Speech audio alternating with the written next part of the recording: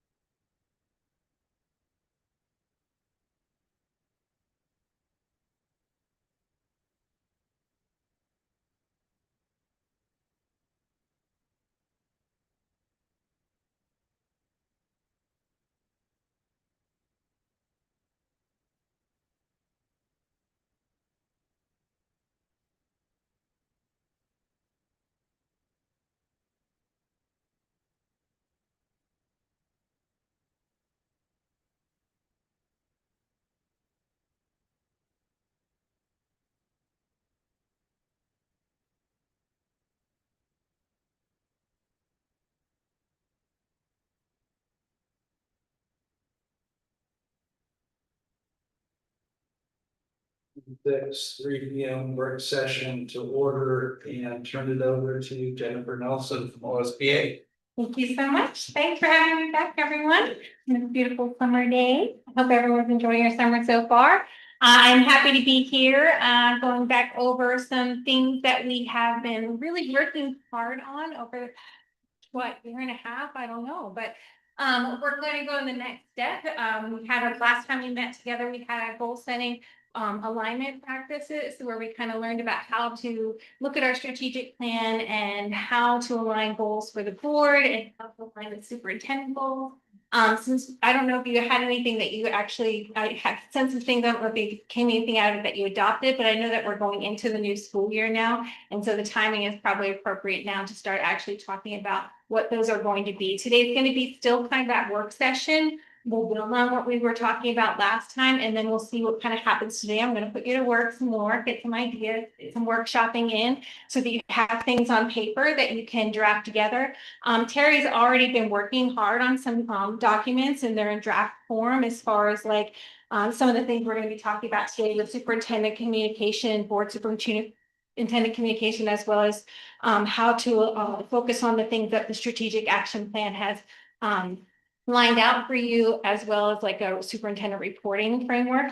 What we're really trying to do right now is make sure that the board has goals for this specific year. You have a strategic plan that's for 3 to 5 years, but now you want to have something that's for this specific year that's working towards that end goal, but setting something for you to do this year, but also setting the superintendent's goals to make sure that when they come up for the evaluation cycle, which you're trying to formalize and standardize as well, when that comes up, then you have goals and those focuses to talk about during the evaluation cycle. And we're going to talk a little bit about that evaluation cycle and how it kind of, you want to have those regular check-ins before we lead up to the big one at the end. Just a way for you to have some tools, have some things to think about, some discussions, and also just like maybe some questions to ask as board members when you get to these things and you're getting things reported out. So I really want to just try and give you as much information that you can review, some questions and tools that you can come back to when you actually start getting these things coming up. And then of course, we're going to have some information placed on these little lovely flip charts that keep falling off that I had to tape up so that you can get a final draft to adopt. So with that, I'm going to go ahead and just again, just reiterate, I step over here because my notes are all over here, that we're not going to have anything final after this. You will have to finalize something, and I'll talk about more next steps when we get there. So the objectives for today, we're going to refresh some governance roles and responsibilities, because always refreshing those and hearing about those is going to tell you about how you need to lead into this work. Discussing that effective board superintendent communication practices. We're going to identify some of those key elements of the board superintendent operating agreement, as I mentioned. Prioritizing what superintendent goals you want for this year, but also lining those up with some potential, like what's the board's goals going to be in order to support that. And then establishing expectations for your job and monitoring and evaluating your superintendent. So why are we here? Well, strong governance requires all of these things, and all of these things, the role clarity, the shared expectations, that effective communication and meaningful goals that actually relate to your priorities and strategic plan, that ongoing monitoring, that all directly relates to the process that you're going to entail for this full year for the superintendent evaluation. And as a reminder, superintendent evaluation is not a one-time event, not a once a year thing. It is an ongoing cycle. And I know the dates might be a little bit off, but that's okay. Sometimes boards are still setting that evaluation process tools, timelines, and goals into the July and August time, because that's a really good time before the new school year starts to actually begin talking about these things. So once you have that evaluation process, the tool, the timeline, the goals that you want them to work on, then you're going to start getting those progress updates. You're going to have those throughout the year. And then if you do choose to have some sort of targeted feedback survey, you need to plan for that. So you need to have a timeline established. You need to have criteria. And the board as a whole has to agree on this in collaboration with the superintendent before the school year starts, so that he knows what he's going to be showing you throughout the year. So that when you get to that self-evaluation, when he's telling you, okay, these are the things I've done, and then the individual board members are saying, oh, this is what I've seen, I think doing well in this area, I think we need some more work in this area. Those determinations you're going to make before you all come together and have that formative summative evaluation where you're talking together and you're sharing your individual, what you've seen, as well as what Terry has shown to you, so that you can go ahead and complete that evaluation and then get started for the next cycle. And whatever comes out of the evaluation this year, you're gonna use that to inform some of the goals that you set for next year. So it's just a constant thought. As I said, not gonna do a lecture, just a book governance versus superintendent operations refresher, because as I said, that role clarity and what your responsibility is in every process and everything that you do, every decision you're making, it's great to see it. You have to learn something or hear something, see something 100 times before you actually learn it, right? So we always are going to start with a refresher just to make sure that everyone remembers that the 4 responsibilities are to set that vision. You guys are feeling great, you have that strategic plan. And today you're going to start working on some of your goals and superintendent goals. You're setting the direction so that administration go ahead and pick up and make sure they operationalize that. With that vision, it's going to form any work that you do with policy, other than things that are required to be updated in policy because of law changes. Your vision is also going to inform things that are important and any policies you think we might need to put into place because of those priorities. When you get to budget season, this vision is going to be very important when you start talking about, okay, where are we going to allocate our resources? What money, what funding? If we have to make some cuts, we probably don't want to make cuts to the things that we've prioritized that are most important. We're going to have to figure out what's least important and shift those things. Those conversations are going to come up, all starts here.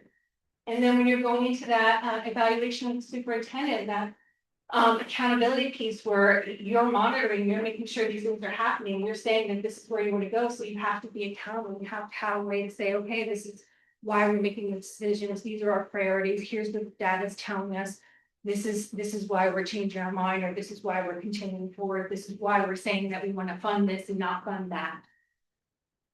And then, of course, that oversight would be evaluation of the superintendent. And then on the superintendent side, when you have your vision, that's clearly communicating and being and what your expectations are for him to operationalize and put that into place. Same with policy, how you want things to be. The superintendent is all with personnel as well.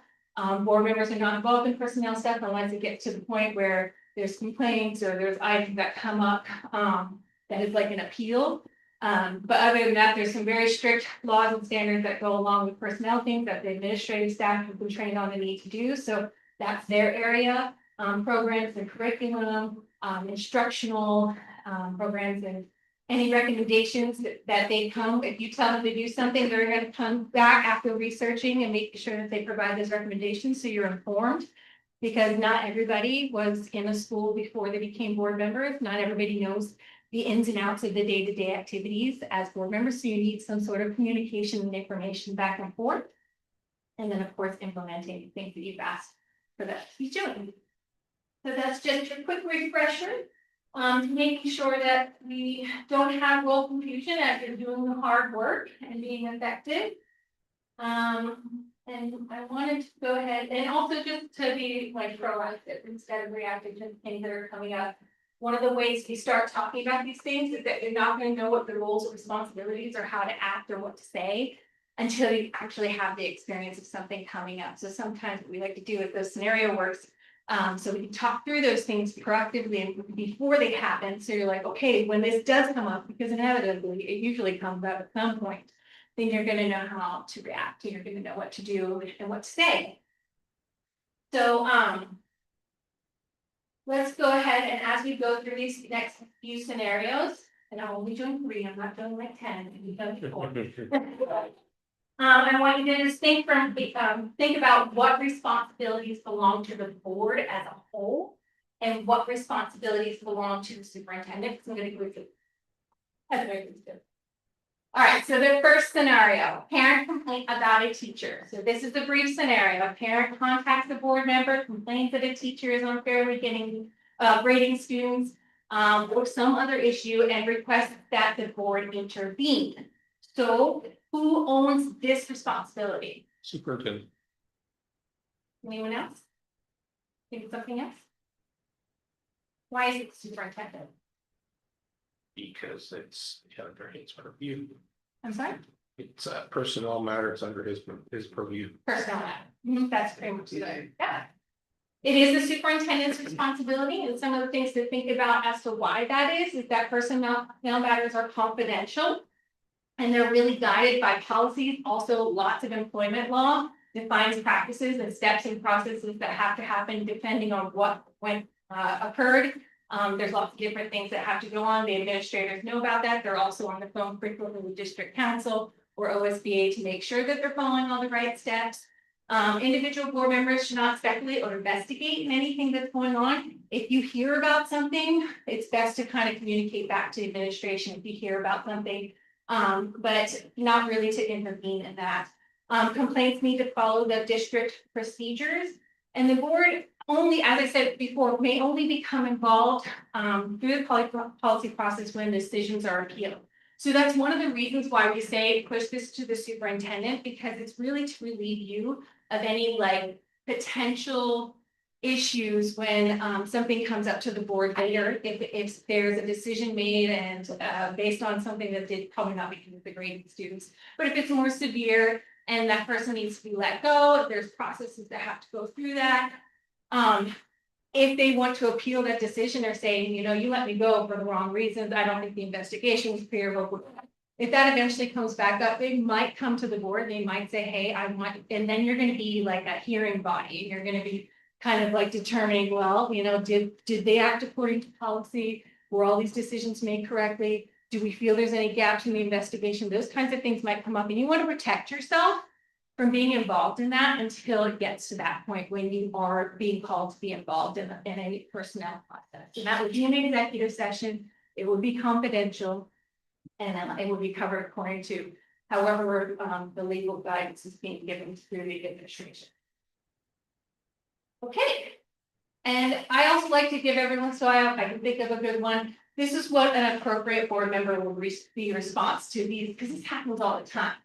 And you want to say, you know, personnel matters are handled administratively and often involve confidential information. So these are the keywords.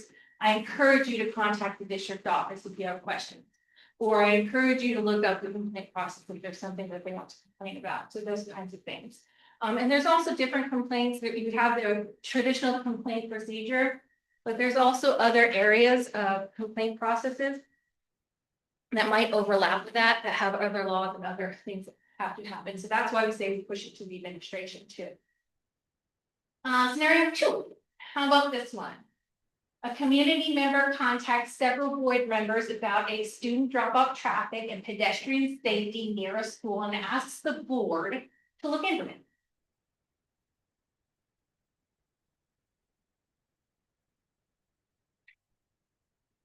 Any thoughts whose responsibility it is?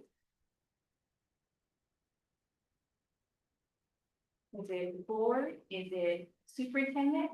Is it a shared responsibility? I would say superintendent because he also oversees transportation. Go to the superintendent, tell the person talking about this, maybe have me look into it. Tell people go talk to the superintendent. Anybody else thinking something different? It is the superintendent's responsibility. Anything to do with the traffic patterns and safety. Now, the board might get involved at some point, depending on what happens. Oftentimes, if it comes back with some sort of recommendations, the board initially, they can listen to what's going on because it might be nice to be informed in case you have to be the one bringing it back to Terry and saying, hey, I heard this is an issue. Are you aware of it? They can refer those concerns, the board members can refer those concerns to the superintendent and allow the superintendent to look into it, investigate, see what the issue is, maybe come up with some solutions. And then also a response, if there's some response that's needed, they can take time at a board meeting to say, hey, I just want to let you know an issue brought to our attention. This is what I did. This is what we found out. And that's really just good transparency. It also shows the public that like somebody heard and then brought it back at another time and had a public response. And then later, if they see you in the store or something again, you can be like, oh yeah, I told the superintendent about it. They looked into it. This is what we're doing. If you want to hear more about it, we're going to talk about it at the board meeting tonight, or we talked about it last week. If you want to look at the recording, that kind of thing. And depending on where it's at, we require a state answer. Correct. Yeah.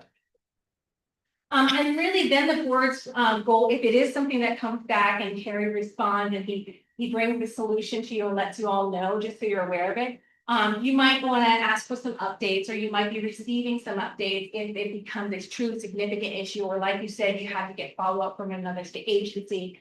And then the individual board members in these scenarios aren't the ones who are directing staff what they should do or shouldn't do. That would be the superintendent's responsibility. So primarily it falls under career, but it does kind of fall a little bit under board monitoring if it comes to that point. But there's not any real board action that you're going to be taking. So it's primarily administrative. And the third one. District reading assessment data shows that a significant decline among elementary students. I don't know if I wrote that right, but anyway, you know what I'm saying. So whose responsibility is this? Who owns this responsibility for the assessment data showing a decline? Superintendent? What is superintendent? Because he oversees administration who oversee the teachers and. Anyone else think anything differently? Combined, You think it's combined? Why would you think it's combined? because as directors, we're supposed to drive that. And it's the administration that follows through on goals. So, Good point.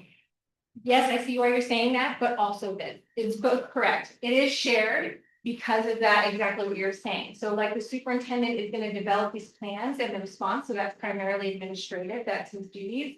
The board's going to monitor the progress and outcomes because reading assessment and academic success is one of your pillars.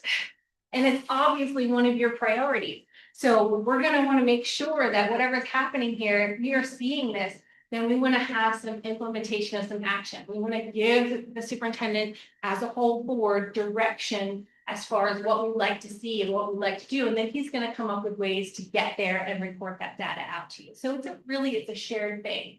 And then, it's also your responsibility to monitor that progress and to ask good questions when that data comes up to you.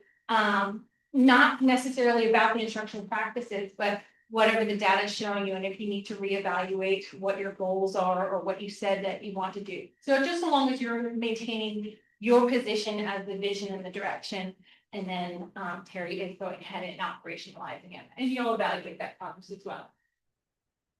Good. Anybody have any questions about those? They seem pretty self-explanatory, but I wanted to show that there is a possibility based on some of the responses that sometimes the lines might seem blurred. You know what your side is, you know what his side is, but sometimes when things come up, it's like, it might be just one key word that's like, oh no, that makes it both of us. Okay. So what patterns did you notice in these scenarios? Things that have to do with people coming up to us would go to the superintendent. Anything that has to do with our pillars and the data would be shared. Yes. That's great summary. Thank you. And what did you speak in? Sorry. You're right on. No, you're right on. That's awesome. Anyone else? That's a pretty good summary. So most effective boards, the patterns that you want to notice in these kinds of things is that they're focusing on governance and not the management. They're monitoring rather than investigating. They're not in the weeds. They're asking for data and they're monitoring if it's something that you're to be monitoring because you identified it as a goal or priority or something that you're supposed to be involved in. Asking questions rather than directing staff.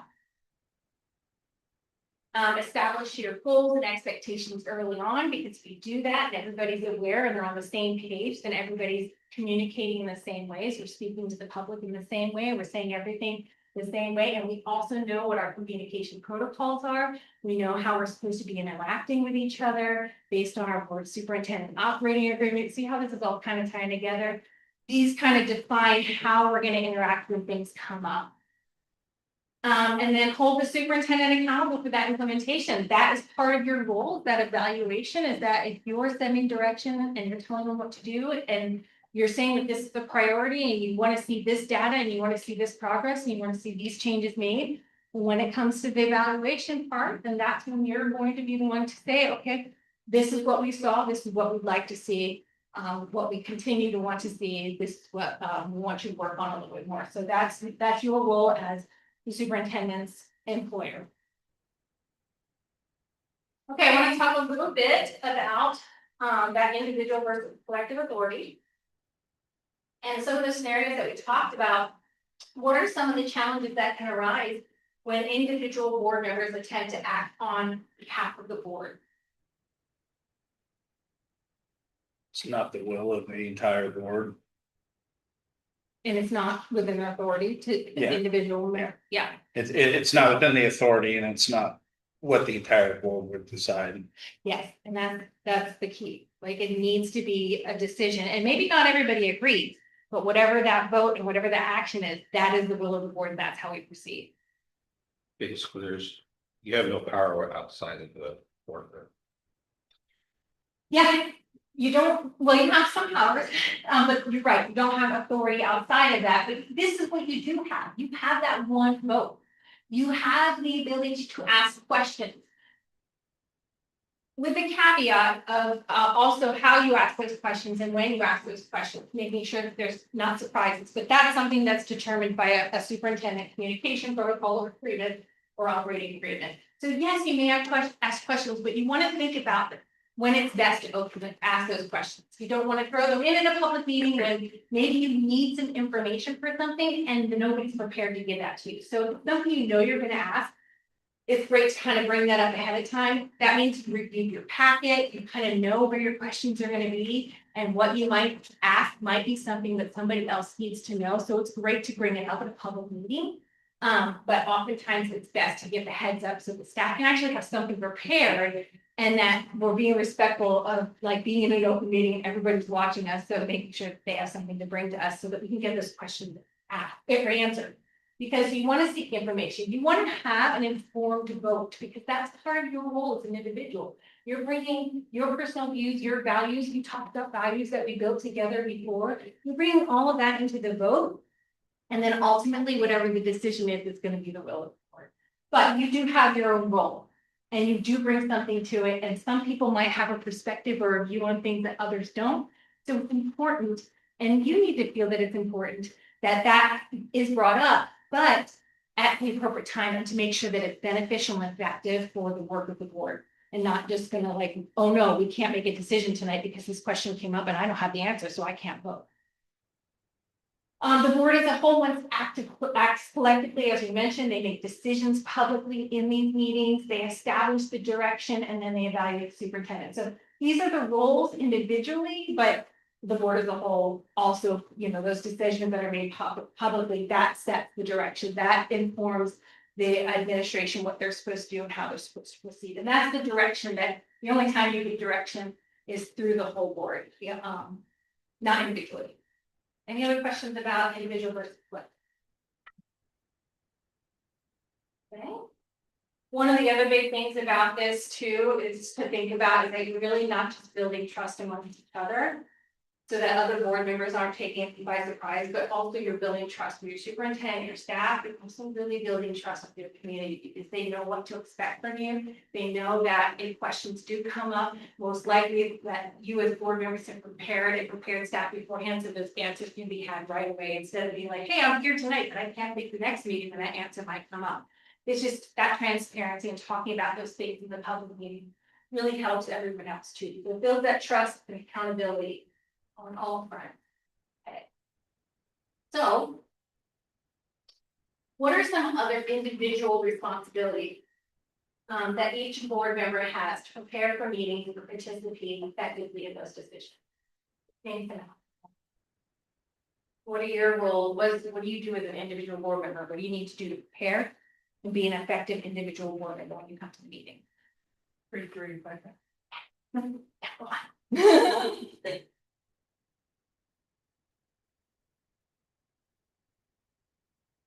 You're aware of what's happening at the state level. I'm sorry? You're aware of what's happening at the state level overall. Okay. You might have to do a little research. You might have to be aware of certain topics. If you aren't already, you might have to do a little footwork on those. Just maintain broad, unbiased perspective on everything, really. So. Yeah. Simply put. That's excellent point.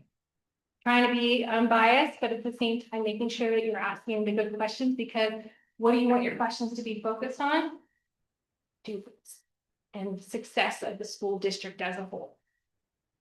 Anything else? Read your packets. Look up things you don't know. What about professional development?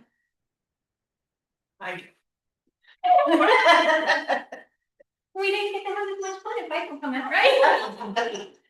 All right, I'm gonna kind of what we have up here. Basically, these are the ideas of high functioning board. These are the kinds of effective communication that we have. There's no surprise, asking those questions early, coming prepared and reading that agenda, reading that packet, making sure you're aware of like the things that you need to know in order to make a decision when it comes to that night. Respecting the process. Focusing on those priorities and tying everything back to those priorities. If you have a question, if you're talking about a budget,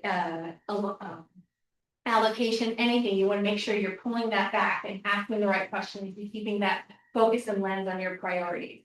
And then your professional conduct, that's, about how you were interacting with the admin team, with staff, with parents, with each other. And that idea that you can have respectful disagreement, and that's okay. Just making sure that everyone is heard and you have an opportunity to feel like you've gotten all the information you can to make great informed decisions. And that's really what's going to be best for everyone. So that's all it is, really. Seems so easy, right?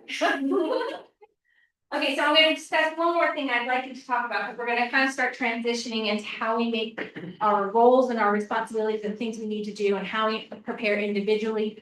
We're going to start talking about that professional communication and that proper process and protocol as far as like how you communicate, what your needs are as a board member. So what communication practices really help a board to function effectively? Just put some out there.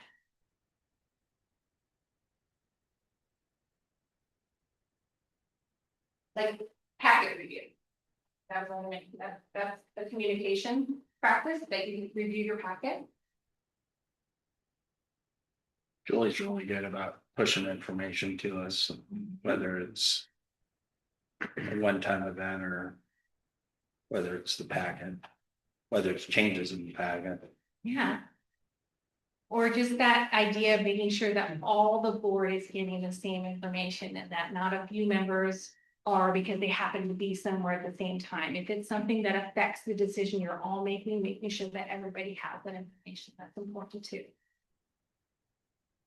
Anything else?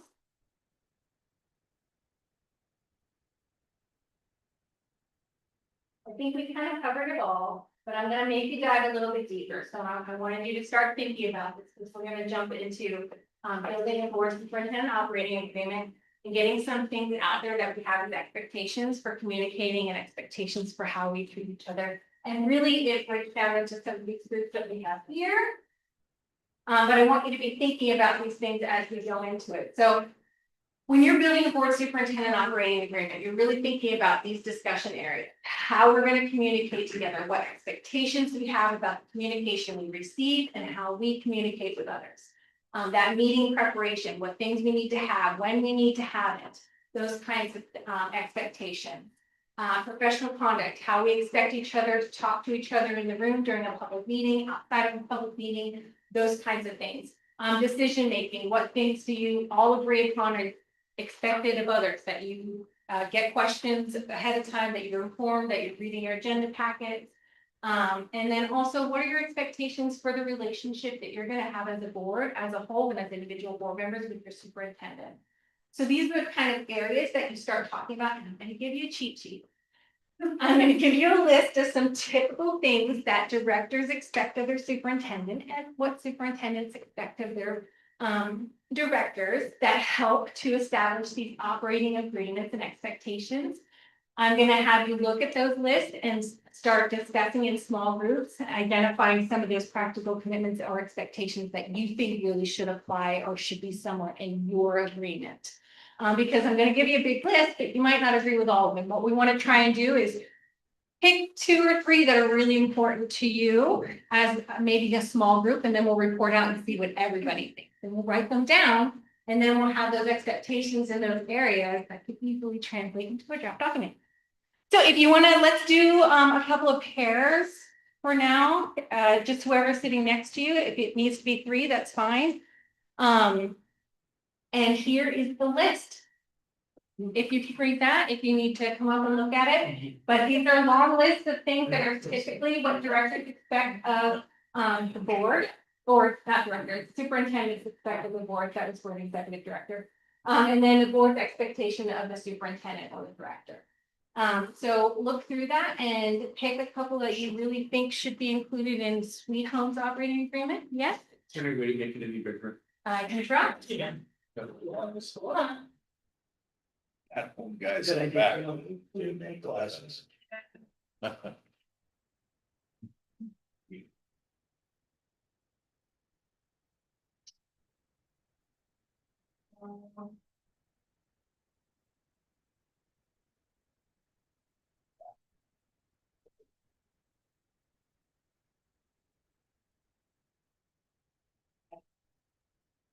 Think when I'm in presentation mode. Come on, Michelle. I don't know if we could do it on there, but. No, it doesn't. We can do, from some.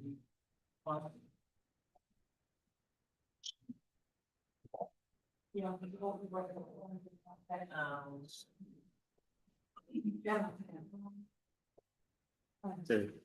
Oh, so you do that only in one section. Right. All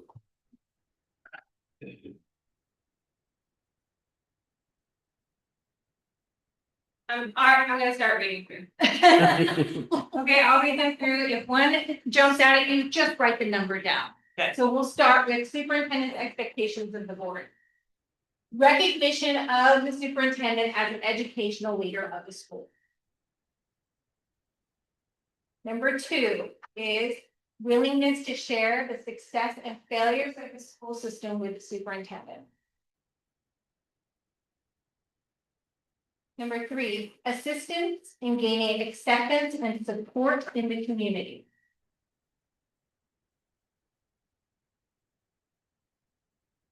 Willingness to abide by its own rules, policies, and code of ethical conduct.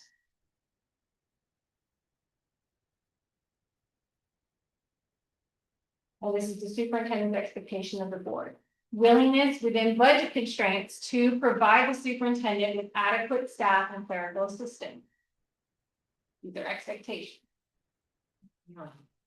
Let me say that's his, but. That's- So I apologize, the list says directors because we're referring in a general sense of executive directors. Superintendents, but not everybody calls them superintendents, some call them executive directors, some call them, so we just put director out there, but I know I'm confused because some people refer to themselves as directors. So this list right here is what the expectations of the director of the board would have for board members, and then this would be what board members' expectations are. If you'd like, I can start with board members' expectations. Do you want to do that? Okay. All right, let's start with that. All right, so the board expects the superintendent to work toward becoming a team with board members. Number 1. The board expects the superintendent to respect and acknowledge the board's role in setting policy and overseeing the performance of the superintendent. Number 2. The board expects the superintendent to work with the board to establish a clear vision for the school. Number 3. The board expects the superintendent to prepare preliminary goals annually for the board's consideration.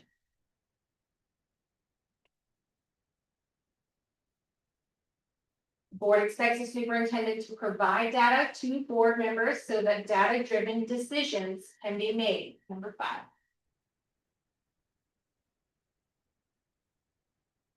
The board expects the superintendent to possess a working knowledge of all legal and local policies. Number 6. You spat him out. Working knowledge.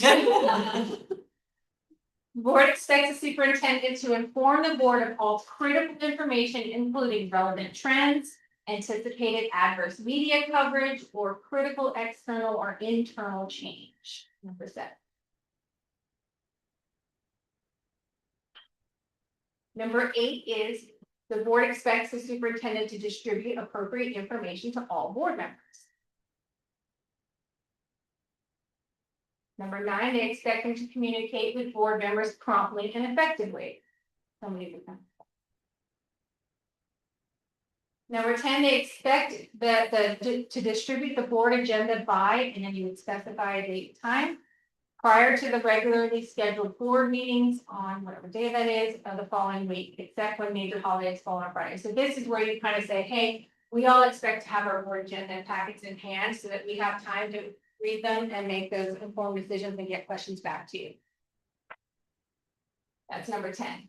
Number 11 is the board expects the superintendent to respect the confidentiality requirement of board meeting executive session.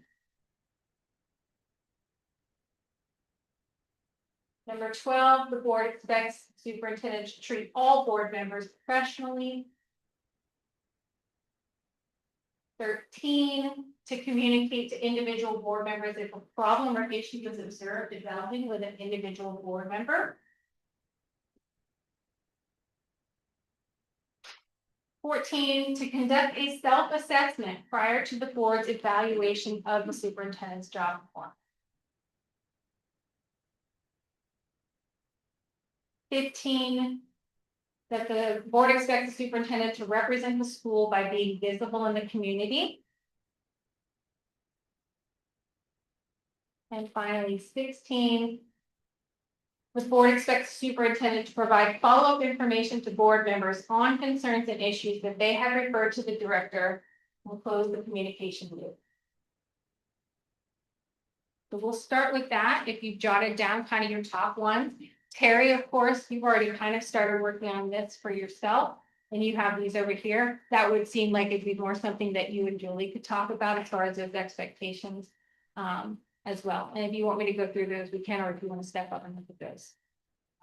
But I'm going to start putting some things over here as far as what the board's expectations are of the director, and then we can kind of talk about some of the expectations the other way around if you want to. So just yell out the numbers.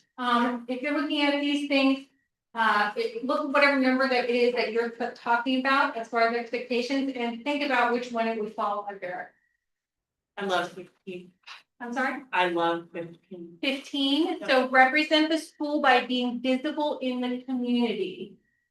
So what would that fall under? What do we think? Professional conduct? Yeah. Okay, 15. I have number 5, provide data to the board members so that data-driven decisions can be made. Okay, so number 5, clear decision making. Okay.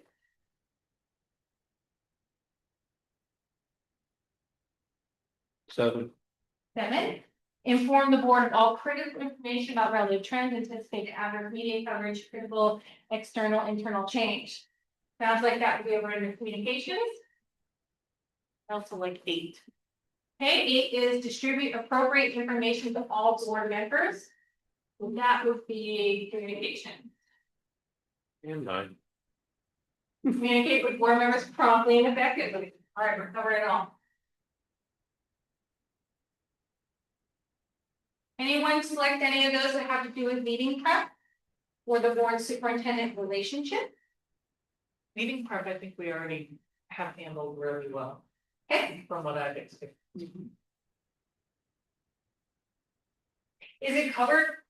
Like, do you have specific timelines and stuff written down anywhere as far as like in policy? Or via a calendar or anything about when the board will be getting their packets? You usually always have a board officer meeting on Monday, and then you, the agenda, share everything out, and then I had to do that today. And so I send it email by email, because on mail, they don't even sometimes get it until after, so that doesn't always work, so we usually do that and then post it. websites and. So then they would have like almost a full week, right? Yeah. So that's great, but sometimes it's nice to have that written down somewhere to just establish, like, if it's not in policy, that, because some policies say that it's gonna be out by the, Tuesday before, or the Thursday before, or something like that. It's just helpful to have it written down somewhere. If it's not in a policy, sometimes we recommend to just put that language into your operating agreement so that any new board members coming on are aware of that and have it in writing. It is in our policy. It is in your policy. I thought it might be. Okay, that's fine. If we don't have anything to do in this category, these are just kind of typical ones that you usually put to an operating group. Are there any other ones sifting to the top that you all think, as board members, that you feel is an important part to have in your board operating agreement? If we have five, that's actually a good number. I got 13 and 16, 13 to 16, all under communication. Yeah. all it's under like- communication. Okay, 14 and 16. I had number 4. And preliminary goal, okay, so That's kind of boring. I think it's professional. Oh, yeah. That's good. number 4, I think it is, because it's involving the evaluation and you're knowing what you're looking for, and therefore also the board, or our superintendent knows what the board is looking for. That means that you're building trust and having clear expectations, so I definitely think you're right, that falls under the board superintendent. I had number 6. Okay, so possess a working knowledge of all legal and local practices. Well, the all. But at least the stuff that we're dealing with, we're sending with the. Yes, of course. Got local stuff. Yes. taken care of. When Not- it's related to the work. Expect them to learn the whole code. You can modify, you can Yeah. modify So these to that's- have this. Not Yeah. all, but just what we're paying, what we're dealing with currently. All right. That's, you know what I mean? Makes sense to I follow. don't like all. You gotta let- You don't need to pass the bar exam, but you do to. Gotcha. That's a pretty good list. Anything else standing out there that you think is definite? Needs to be up there? Well, then I think you have a good working idea of the board side of it. And I think it's fair for Terry to have some time maybe to spend with some of this list and kind of come up with their side. And then that's what you do, is that he can take what you put here and incorporate that into something that he starts to draft. And then also incorporate his own into that and bring it to the board to talk about and adopt as a final agreement. And what happens is when you have an agreement like that, we are clearly defining expectations of each other. When people are out of expectation, where they're out of agreement, then the board chair has an opportunity to say, okay, well, we've all agreed that we're gonna do this, and we have that in our operating agreement, which we adopted.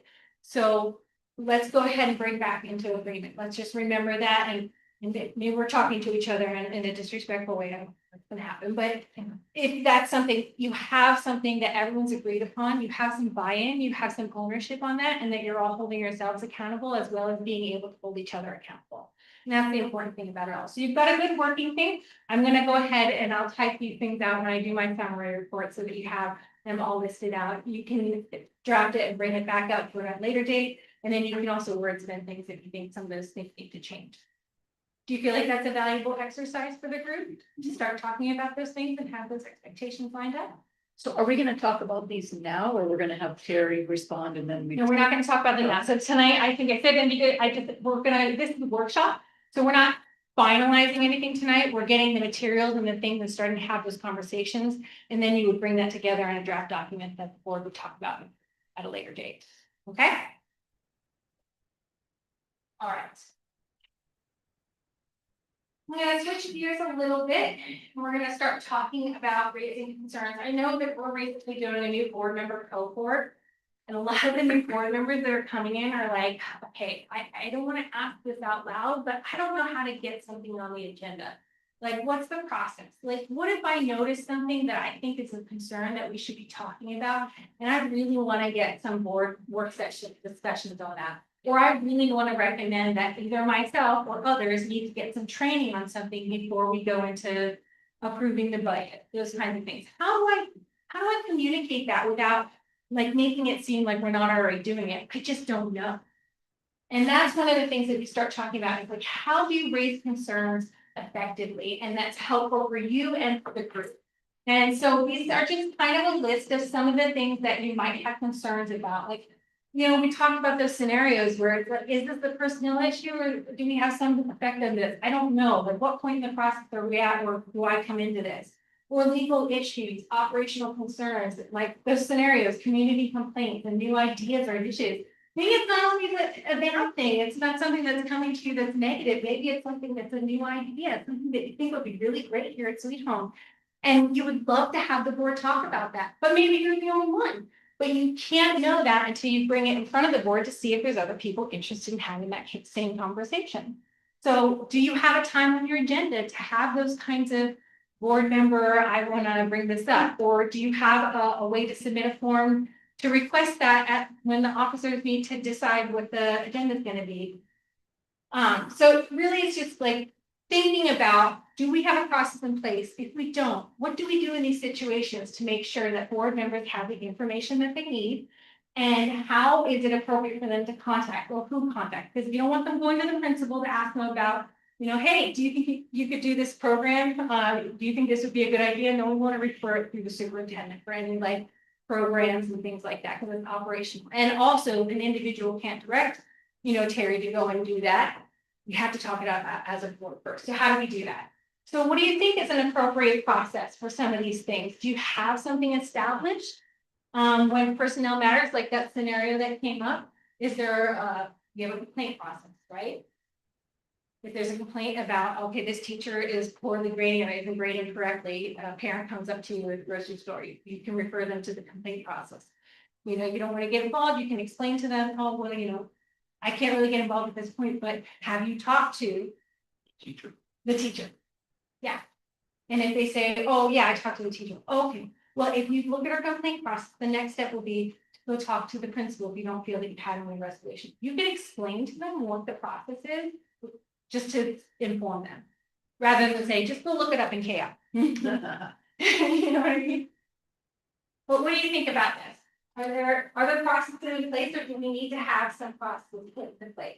Is something anyone discuss? Yeah. I think surfacing them, if Dustin has a question, is it okay for him to call Julie, myself, Mike, Dale? Is that okay? For him to do that? You're not supposed to answer. Any of those are fine. So any of those are fine. But what if they want to talk to all of them?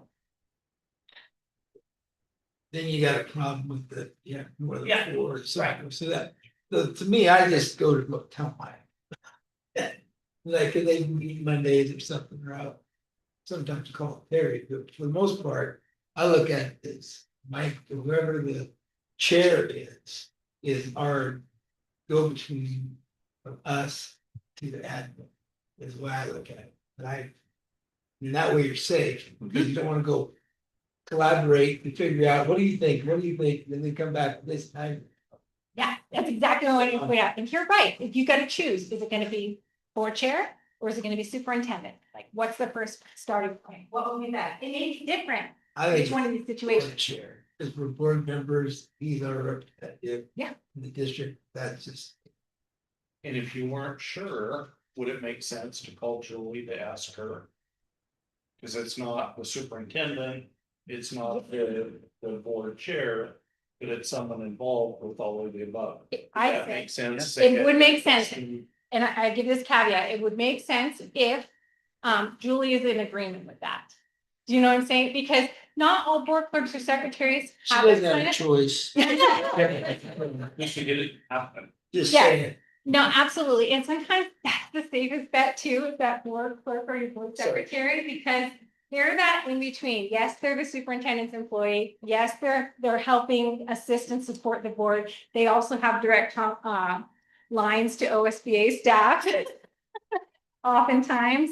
So that is sometimes but that's what you want to talk about. You want to talk about who's the best person to go to in all issues or in specific issues. Have that conversation and then say, okay, if it's going to be this kind of thing, I want you to go to Julie first because I don't want to involve, it's superintendent evaluation. Okay, What would it be best for you to do to ask questions about the superintendent evaluation? Directly to Terry or the board chair? Board chair. Thank you. Yes. Okay. So I struggle with, like, I look at the packet and I have a lot of questions. I don't necessarily feel comfortable, and Terry and I have talked about that. I don't feel comfortable going to Terry because if I have these questions, I would assume everyone else has these questions. So how do we go about that? Cause I don't wanna. Yeah, no, I'm glad you're asking. And I think in that situation, it would be best to go to the board chair. If you don't feel comfortable with the board chair, the next step would be the vice chair. Just make sure that it's one person on the leadership of the board. Bring that to them because oftentimes they have access to connecting, like I can call the legal services about this question because I don't know. You know what I mean? Right, And there's only certain people who are supposed to contact legal services, Right. right? right. The board chair can be one of them. So that would be an excellent place to start. Be like, you know what, I'm reading over this packet. I have some concerns. Here's my questions. I think other people are going to have these questions too. Do you think that that's appropriate for us to bring it up in the meeting? And do you think this is something that we should share that response to the rest of the board before it or during the meeting? Because the board chair can find out information for you and send it to everyone as an informational thing, as long as nobody responds. Right. Okay? Does that help? Yep. I have a follow question to that one. So what about our responsibility to the voters to have some of the information from our questions become public? Some of the questions are just general in nature and would be informative and that transparency piece with the public. So if we're only going and it's not and it's just talking to the board leaders, how would the voters get to hear what's going on? So you have a complaint process available to you as well. So like if you go to the board chair and you feel like I brought several things to you and I don't feel that you're, bringing that up at the board meetings. I've asked for these to, go to the board meeting. I think that it's fair to say, okay, I'm going to go to the vice chair and be like, hey, I had these things that I'm interested in talking about. Or I think that should be brought out in a public session. And, I feel like I'm not ever getting a chance to bring this up. There might be some real reasons for that. There might be some legal, you can't bring that up, or that the general public isn't supposed to know. So it's hard to say, but I don't have a specific example for you. But I understand the need to have some kind of like to show your constituents that you're listening. And there are ways to do that without having to bring everything up at a public meeting. You can have a communication get sent out and you can ask the board. I just recall, I feel it was last year, we saw a video with you. Mhm. And there were some people that were like at a basketball game, something Mhm. like that. Then they talked afterwards. And I felt like one of the main messages that we received as a board was during our board meeting would be the only time that we were really talking about stuff. So this just feels like I'm getting a bit of a. So talking about things and discussing or debating or deliberating a Yes. topic and getting each other's opinions is different than making an information request. So So if someone, let's just say like tonight, I think Kevin Strong is going to mention something. If I have a question and I hear Kevin said, then I have, okay, yeah, that's what I feel. I need to ask it. I'm sorry. Can you So tell let's me- say tonight's during the, we have a presentation Okay, being made Uh-huh. and I have a question. And of course, I'm going to ask that question then, correct? yeah. Okay, But here's the thing, yeah, absolutely. But here's the other thing, is that if there's a presentation that's gonna happen tonight, usually in the board packet, there's gonna be some information that's put in that before you get to the meeting, correct? If there's a report or presentation that they're gonna provide in that packet, that this is what I'm presenting on, this is the expectation I'm gonna have of the board and what decision they're gonna make. That usually goes into the board packet. So when you're reading your board packet and you're seeing these things and questions start to formulate, rather than reaching out directly to them, you can say to the superintendent, hey, these questions, I've been reading over my packet. I've been looking at the presentation that Kevin's going to bring tonight, and I have some questions. Do you think you can have him be prepared to answer those questions when I get to the meeting? Because I'm going to ask them so that everybody can hear them. And that just gives him a heads up that he can be kind of prepared for those questions that might be coming. And then he can even have an answer for you. But you don't want to direct an individual staff member to, hey, I'm going to have these questions. Unless there's some sort of communication policy that you come up with that says that you can do that, generally you want to use a liaison, I kind of feel like when it's always been an open process that if we have someone, they usually say, anybody have any questions? Yeah, and that's fine too, because sometimes questions come up in the moment. We're really talking about preemptively. Okay. Okay, so there's a difference between like being prepared and knowing things are gonna come up, and then there's a difference when you have a report in front of you and you're like, oh, I didn't even think about that before. Can I ask a question? Or you ask, the staff ask for questions, yes, that's appropriate. And they might have to say, I don't have an answer for you for that, and I'm Sure. gonna have to get back to you. Yeah. But then that's where the key part is too, for your constituents and for the public, is that we need to make sure at some point we have some follow-up to that. Like if people ask about like, hey, Mary, you asked that question. Did you ever get an answer about that? A good time to bring that back is have that a follow-up report, or in your superintendent report be, hey, Mary, last time you asked Kevin about this question and he was able to get that information. I just wanted to make sure I informed you all during the meeting that this was the answer to that question. Do you see what I'm saying? It's where you use the board meeting as like the vehicle for getting, your information out there. I could see that as long as there's nothing on the action items that have to be. True. Well, sometimes actions have to be held on. So how do you do that? Like, cause. Well, I mean, because I have questions on the agenda for this month and. So if it's possible that there's not something that's on a critical timeline, then yes, it would make sense that if you don't have the answers, you need to make a decision that maybe during the meeting, you can table it. You can say, you know what? I need answers to this question before I can make that decision. So let's table that until the end of the meeting, give Kevin a chance to maybe look up some of that information and find answers to that question. Then you go through the rest of the business meeting, get those things done, you come back to it at the end of the meeting, Kevin has your answer to that question, you now are informed, and maybe you can make that decision. Sometimes that can't happen in a single meeting. And then sometimes you have to say, okay, well, we're going to postpone this decision because this member and this member doesn't have the information they need. So we're going to need to go ahead, but you also have to not abuse that. You have to agree that, you're going to use this in a way that we still have to get work moving forward because there's deadlines and timelines. Right. So we just have to talk about that in the meeting. Like, what is a deadline for this decision? Like, is there something that we have to have done today? Can we make a decision without the information? Do we have to call a special meeting tomorrow? Yeah. Maybe to the next board, Mhm. monthly board meeting if possible. Yeah, it gets confusing, but you can have a process for everything, and that's why it's good to let the chair, if you're reading your packets beforehand, these things might come up, they might not. But if they do come up, it's best to have as much information as possible ready at the meeting. So that when those other questions come up, we can devote that time to talking them out or finding that out. So we are. I don't even know how to word this, not okay, that's not the word I'm looking for, but. I don't know, after last year, I'm hesitant to talk to anyone on the board or directed in the schools. Well, as a board member, you have the ability to call and talk this through with somebody at OSBA if you feel that you need to. Yeah. Well, And Mary, they can direct you. if the questions that you get are similar to the ones that I get in a game or a community, it has to do with what's going on at this school, and they're informing me of what they think is what going on. They suggest, or like, it's a personnel issue, Oh, no, I with guess. so and so, Mhm. then that is, we can't We talk can't talk anything about about that. Right. Then, perfect example with what she was saying was when we did the drug test and you didn't get informed about it, you said like, hey, listen, go to the next one. We researched it, came back to the next meeting, we voted on it, and moved on. Right, You know what I mean? So it's a perfect example of what she just talked about what you asked to do. We did it, so. But I think that to me, whenever somebody comes up to talk to me, it's generally about stuff that is just taboo. Right. And you just can't talk about it.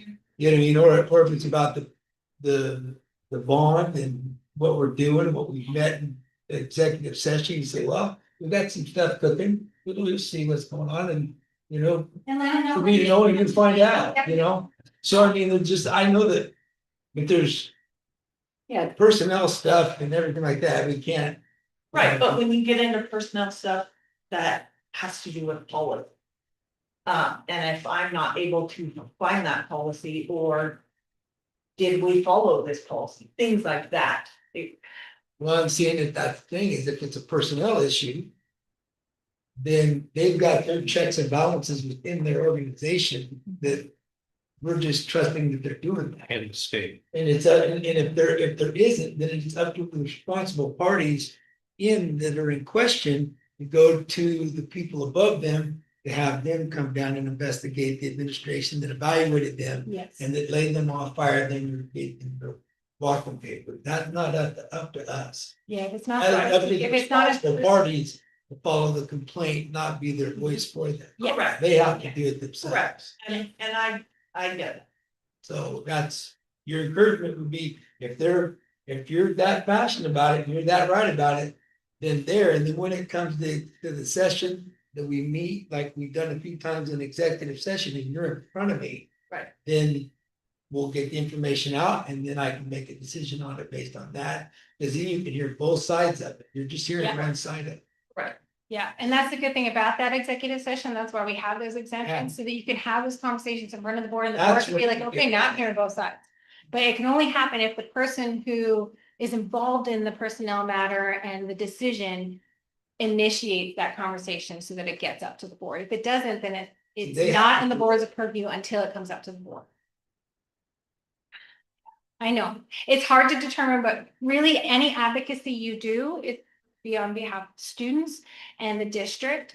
And so if there's individual teachers and staff and stuff like that, the board can't really advocate for teachers and staff or community members who want to know things. If they want to know, there are proper channels that they can get information requests, and that's what I would tell them. If you want to know, submit an information request, and what can be disclosed to you will be. So what all can be on a request? I don't know what your forms look like, but basically anything that's in the Freedom of Information Act that says it can be disclosed, if it's an executive session, likely not. Right, Yeah. right.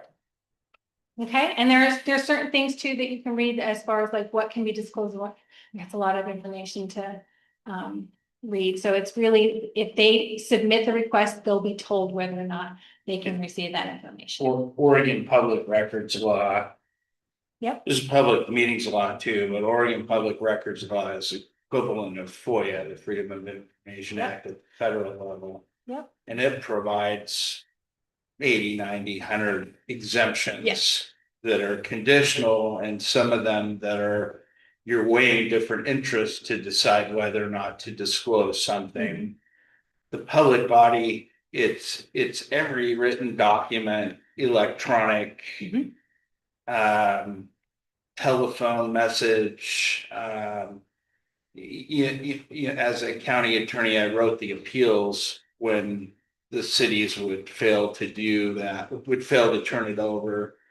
The one thing, the one big hole there is you don't have to create anything. Mhm. The public body is under no obligation to create a document based on your request. You know, to take a bunch of data, information and put it into a new document. That's just not something that the law requires. Yeah, the only thing they're required to do is if you have a specific request for something, anything that they do have that's already in a document, they have to find it and they have to give it to you. There's still some rules about that too. There's timelines that if that information request gets submitted, then the staff has like certain timelines that they have to do responses and they have to provide it, and they'll be monitored by the state as well. So, okay. Jen, would it make sense? I don't know if it's appropriate or not. What I've heard is Rachel has questions about the agenda tonight. Mhm. We were talking about how to handle questions and who to Yeah. go to them all. Mhm. She's got at least a singular live example. Mhm. Would it make sense to examine what that is and who it might go to, or is that not appropriate for us? Not knowing what's in the packet right now, I don't want to say yes or no. I think that if we have some time at the end here, I think that that's definitely something that if you can talk about that. It just seemed, it came up naturally. Yeah, no, it did, and I agree with that. I just not knowing what it is or the Sure. details of it, I don't want to say yes. Maybe get the break, you guys Yeah, have a well, side then. Yeah, no, I'm seriously. gonna, That would so work. to me, I'm feeling like I'm being neutered. And, Oh. and I'm gonna be really frank. Part of I feel like my responsibility, just to clarify, this isn't about like people coming up to me. I've been handling those types of things appropriately for years. I'm talking about questions about things that are policy related that we asked during the meeting. That's all I'm referring to. And I feel like if I can't ask those questions in the public meeting, because this is the only time that we get to talk. This is it. Yeah. We're this is the school, the Sweet Home School Board, and we have a job. And I feel like that job is to clarify if something needs to be clarified. Absolutely. And so that was my only question. That's a good It point. feels like I'm being almost like, well, don't ask any questions, ask questions preemptively. I think what you're getting to is the heart of the issue of what you do with your work session. So there's an appropriate time for things to be brought up, work session versus business session. Do you have regular work sessions before your business session? No, not really. Then this is something that you really should consider as a board, because you do not want to derail things that are already prepared and ready for action at an open public business meeting. But work sessions are still open public business meetings that you can bring those information. Of course, preemptively, we want to warn everybody, these are the things that I would like to bring up. I want to discuss this policy. Like, give a general idea of what you want to do. And I think there should be some sort of process that you can submit that beforehand. And then they can be like, okay, well, we have this planned and it needs to happen. So we should probably have that discussion at this work session before we get to that, you know? And oftentimes a lot of places do work sessions before the business for this very reason. So that you can talk about the things that are coming up on the agenda, get those discussions and resolve out of the way before you're deliberating. And those are And that- public. And those are public. Oh, Okay. So that might be the solution to what you're this talking is- about. Pardon me. This is public. Yeah, this is open to Yeah, public. right. So any training, any conversations that you need to have to get clarity on something, that might be the opportunity to have those work sessions so that when you get to the business, you've had your policy question answered, you'd had this answered. And now we're in the business meeting, we need to make a decision. It's also respectful of people's time who are there for certain agenda meetings that they didn't anticipate there was going to be this long discussion. Right. You know what I mean? Yeah. So it has to do with planning. It has to do with Right. definitely making sure we're prepared and communicating when that goes out on Tuesday. Hey, sometimes people put standing work sessions in. They're just always going to have an hour before the regular meeting. We're going to have them. And I'm not saying that that's what's going to work for you, but this is a discussion you absolutely should have about, like, should we implement some sort of work session schedule? Cities, when there's 3 or 4 meetings a month, will Yes. usually do a designated work session or a Yeah. designated work session for. I mean, it could be something that we could Yeah. do a work session every other month or something. And a lot of boards feel they need this opportunity to have this kind of conversation, or to bring somebody in who's an expert on the topic that we're going to be talking about, who can give us some clarity. Maybe it's legal, you know, something, I don't know.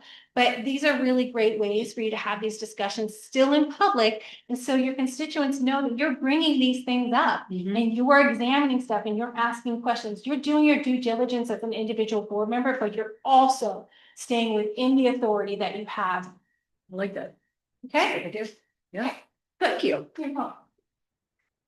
All right, let's see. Everyone, you know, take a short break for a few minutes. I'm gonna see where I am. I didn't take, okay? That was some great conversations. Let's. Yeah, citizen at a time. Yay.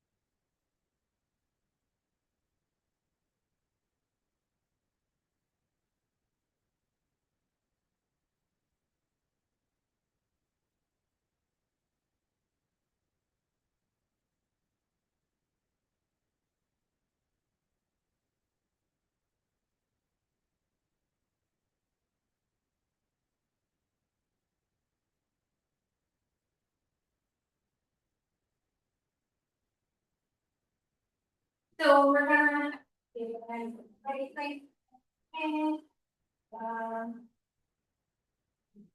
we're gonna come back together and shift the conversation slightly, to see some expectations to process. So we talked about. Yeah, exactly. So once we agree on operating agreement, expectations and communication protocols, then what we're really gonna wanna focus is putting in practice that connection between our strategic planning outcomes we talked about. And talking about the board priorities, superintendent goals that are gonna be monitored and evaluated this year. So that's that kind of process really, so we need to have certain things in place in order to get there. We talked about alignment of those superintendent core goals to the strategic priorities last time. So you're aware of what your strategic, the big pillars are in your strategic plan. But now we want to talk about for this year, what are the board's priorities? And that might be working towards that, as well as what superintendent goals do we want to have for this year. Specifically that we're going to be evaluating. So we talked before, like those district goals are really, they are at home with the strategic plan, with the overall district goals, where we want to go. Which are evaluating things that are important to us. The board goals are slightly different. They're more so like, what are we as a board gonna do this year that not only brings the work forward that we're trying to do, but also is in line with what we're asking the superintendent to do, and what their goals are, their goals is for this year.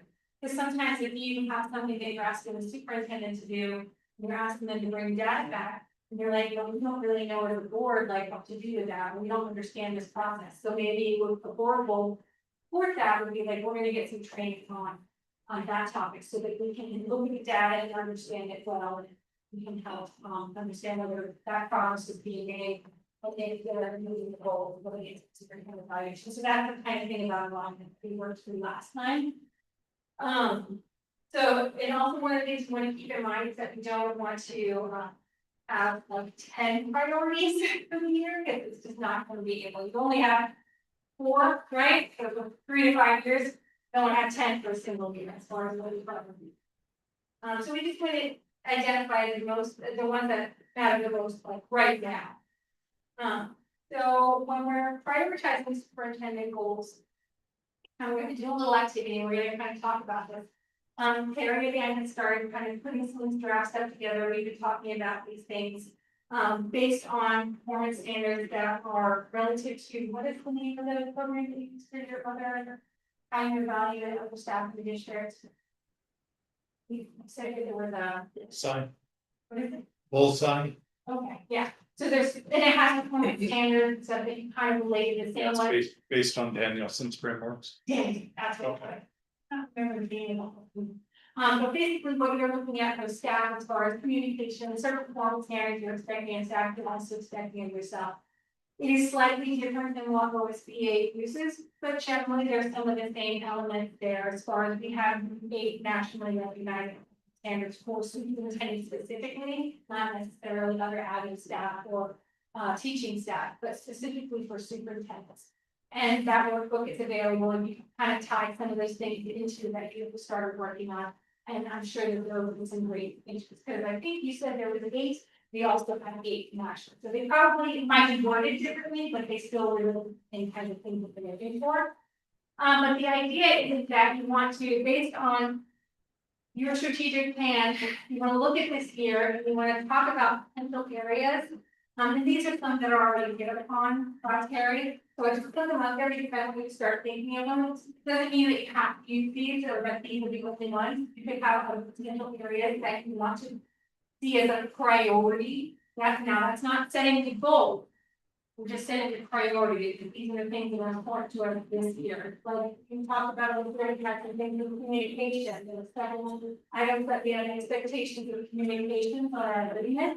So there's probably likely going to be a high priority that you want communication and transparency to be a really something that you want a goal worked around for this year for Terry. Now Terry has several that he's kind of suggested that he's working on and thinking about working on.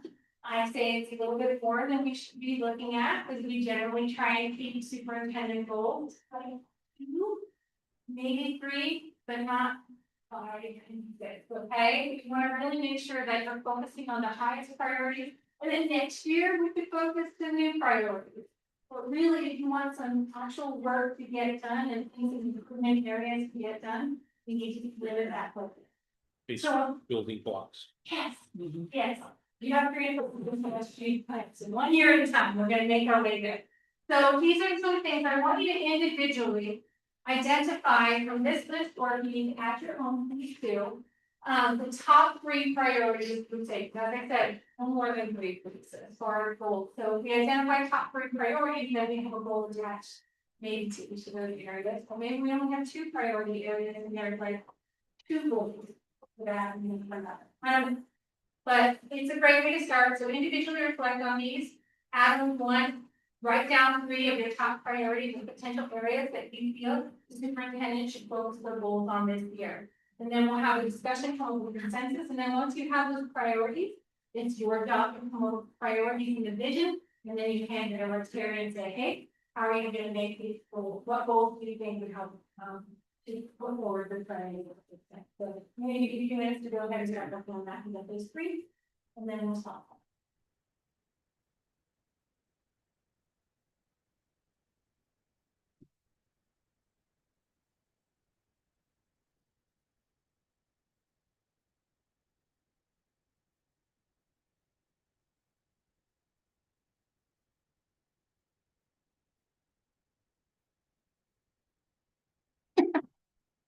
Sorry. That's when we're in the movie theater. And I. You're.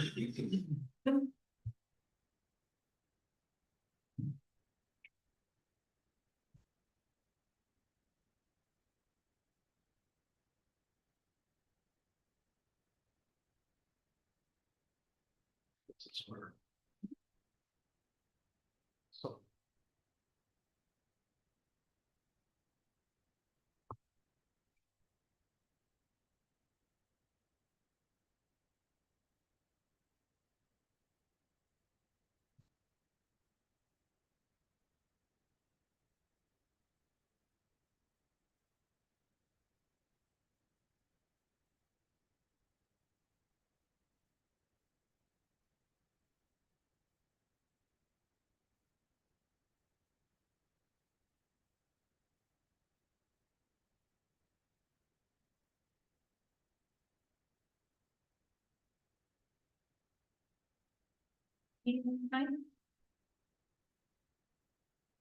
One of the key years I'd like to return for some next year.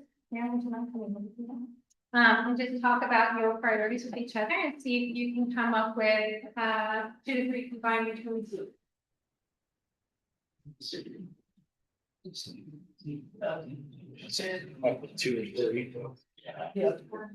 I'm assuming that you would view it as the most important focus. Yeah, I was just trying to figure out what you said there again, come up with 2 2 to 3 of them that you now, yeah. view as. That's maybe goes give the process. Project. What do you think's the most important? Well, what I. All the time. Say as not. Okay, I agree. Oh, okay. From our my view, it's about government. That's. Yeah. To. Yeah, that's the least focus on it. Doesn't say.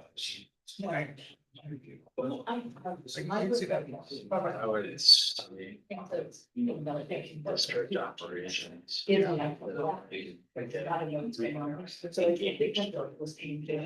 every building is.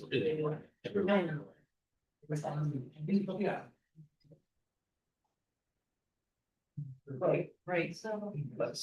All of that, exactly. I was. It is. It doesn't necessarily. Oh, yeah. There's locations and looking all this that I think all of them getting it more. Together, it's more priority. Yeah. But I'm glad there's someone who's. That is. One of them. They was gonna believe in kids, or is that what we're going to be, since we need to be on board. It's been on that, I guess, this should be like a question for us. Did the Steve one of the things that I love about this, and then I was just sound that. You know, the one that, so, that, like, it's easy, but. The real or six side, I just, I knew it, we were more broad. Really doing this. It's like, at the end of this term, it'll be 10 years. Yes. I used to. So I'm 7 years. For confirmation, I don't really, but it's been, seeing that. Like I did, so you guys have to.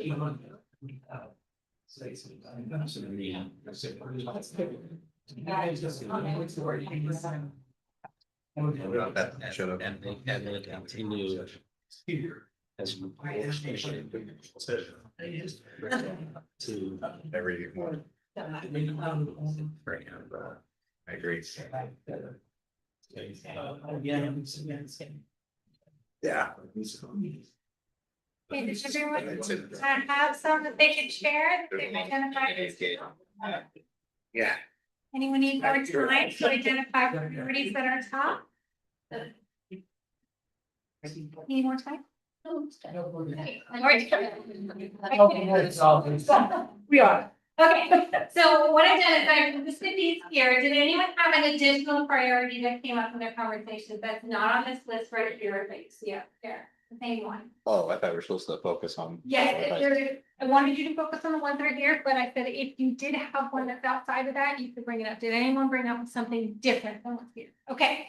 So then what I'm gonna do is I'm gonna go around to each of the groups, and then if you could just let me know, which one you identified as like 1, 2, or 3, okay? And if it's different for your group, or did you identify for your group? Transparency. Okay. That's All right, so let's go ahead and start. So who had communication and transparency at the top? Right? 2. As one of the three or just as at the top? One, Oh, it's one of the. sorry, Okay. 5, okay? It was like that. 5, okay? Who had student achievement as one of the front? What about progress monitoring? And did you catch me? I did. Okay. What about district operations?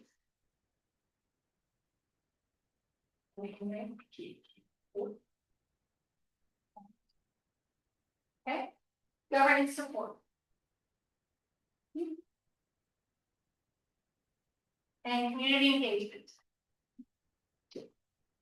Okay, so already, just based on which ones that you showed them, we kind of have had some sifting. So then now what we're gonna do is we're gonna kind of talk about between communications and transparency, student achievement and district operations. How would you all think that that should be rated as far as, which one's highest? Probably communication and transparency because there's 5, but between these two, which one do we think would be number 1? Or number 2? Can I ask that we actually go back to the table because some people might not have voted for the other ones, but now, since they've been eliminated, they might change their vote to something else. So in other words, take those 3, but just put them up still for 1, 2, 3. Yeah, sure. I guess what I'm saying is, so if someone voted for community engagement, governance, and progress monitoring, they're not on the top 3. So their votes would change. Oh, if yeah, that makes okay, sense. Okay. I see what you're saying. Okay. Okay, clarification, oh, that's a good point.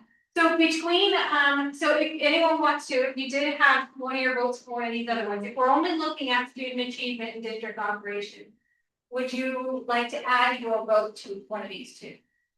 Say, if you had a vote for community engagement, would you like to move that? Because I got those open. Anyone else? Okay, then let's have a group with the ones that we have up here. What will we identify as 2nd and 3rd? Student achievement. Student achievement as 2nd? Yeah. And then that would be district operations as 3rd. So very quickly, we've identified our priorities. And so Terry is gonna look at these priorities. He's gonna look at the things that he's already kind of put together. And he's just gonna look at those goals and make a goal for each one. Or do we want to only focus on one or two to make few goals? What do you think, Terry? Depends on the little boy. Well, I'm just saying, does three feel overwhelming?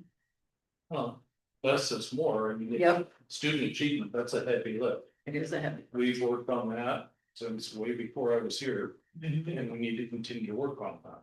Say progress monitoring kind of ties into that. I agree with that.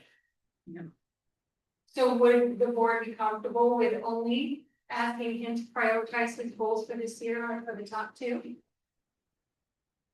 Personally, just because I know what's coming down from the state as far as the new achievement goal, the papers and all of that. What does everyone think? Anyone say, no, I really want to have tissue celebration or something? So now my question to the people who voted for communication and transparency, do we not do a good enough job at communication and transparency right now? No, You don't think we do? there's always room for improvement.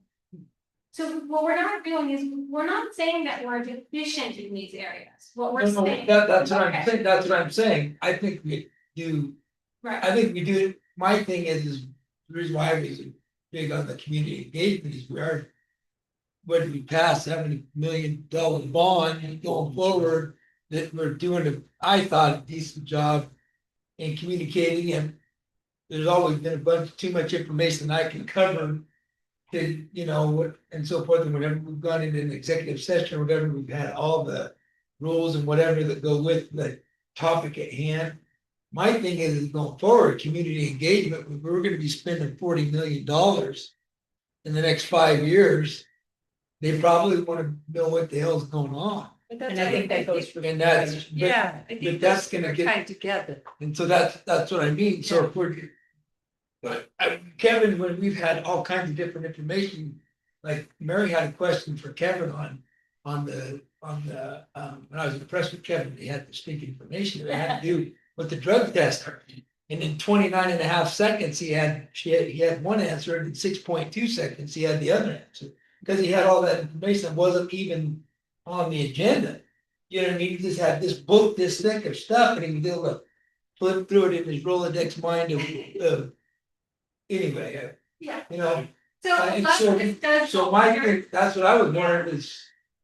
But that was my mind going with what we were doing there with getting the community engaged and excited about what we got cooking over there with communication obviously being a major part of getting information out there. Right. But how are we gonna get the community involved in our project? And excited about the project and so forth. That was what was right with that. That's the biggest part of the problem for them this year. But, For the, okay, so we're talking about just right now, what's going for this year? Yeah. Oh, well, I missed the vote on that. Yeah. Just- Okay, I'm gonna Yeah. track everything. Sorry, We do have some elements of communication that still might need to be occurring, but you're right, though, that community engagement can fall under this, and then maybe you say. Maybe you qualify this a little bit, you say, when I'm talking about communication and transparency, I'd like to see more of this or something like that. You can say that, but really what you do is have those conversations after Terry comes back and says. Based on what I'm hearing from the board, these are the goals that I set, and then you talk about this together and be like, okay. I think that that's a good goal. Actually, I would like to amend that goal. Can we add a little something too? Because I think that this is gonna be important in regards to that. So those are the conversations we'll have after it comes back. Okay. This is just setting a priority. It's giving him the chance to say, okay, this is how I think I'm gonna meet the priorities. Then you still come back together and you talk about it and you're finalizing those goals that are gonna be. And when do we finalize those goals? I can't remember. Oh. I would do it at any time that you can soon, just so that Terry knows what goals he's working on and reporting on. Because you're gonna have to come up, we're gonna talk about that a little bit more, about like, when do we hear about this? Like, when do we hear about the progress? When are we gonna have check-ins? You need to have an established timeline so that it's not all, don't just save everything up and tell us at the end, okay? So we'll talk about that a little bit more. Good question. Okay, so if these are the areas that we're asking Terry to prioritize. So what is it, if we expect progress from the superintendent in these areas, in communication and transparency to the achievement, and they're gonna be bringing us information for us to monitor that data and stuff like that. Are there any commitments that we need to make as a governance team that will support that? Are there any things that we need to do in order to make sure that we're being clear about the direction and that we're understanding that data when it comes to it, and that we're doing our job of monitoring it? So I have a couple of things, like are there some commitments as a board that we can make, that we're gonna stay focused on our adopted priorities whenever we're having discussions about these things? That we're gonna come prepared for the meeting so that, you know, these are just some ideas of possible things, but this is the kind of stuff you think about, like, what are we going to do as a board to make sure that we have all the tools and understanding that we need to support these goals as we work towards them this year? Based on the fact that you've identified communication and transparency and student achievement as your top one, is there anything in here, or is there something different that you think that the board could commit to helping that?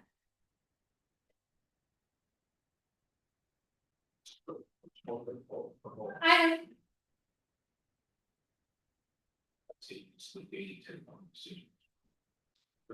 use data for informed decisions. That's an excellent time. So making sure you understand how to make those connections between data and informed decisions. We feel pretty confident on that. And you might not even need training, but you need to remember that we're going to do that. And we're going to have a decision making lens that we're going to make sure that we're using that data to inform our decision. We can commit to that.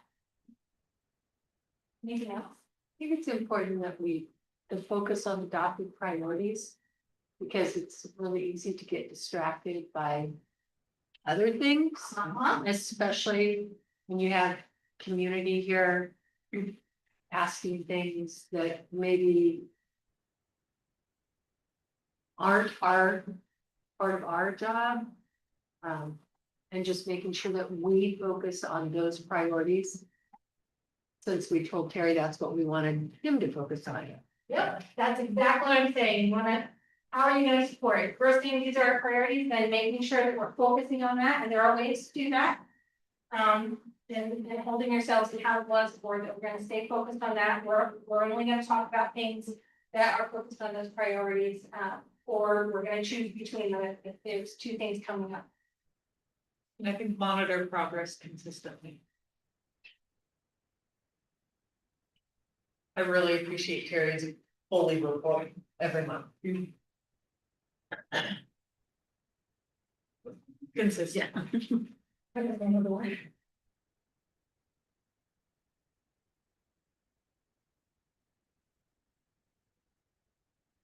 Okay. Any other ones? That's pretty good, you have three.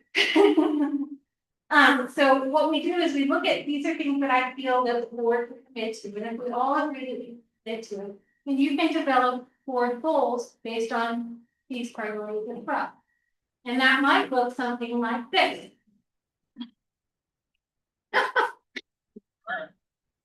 You did that. It's all part of the plan.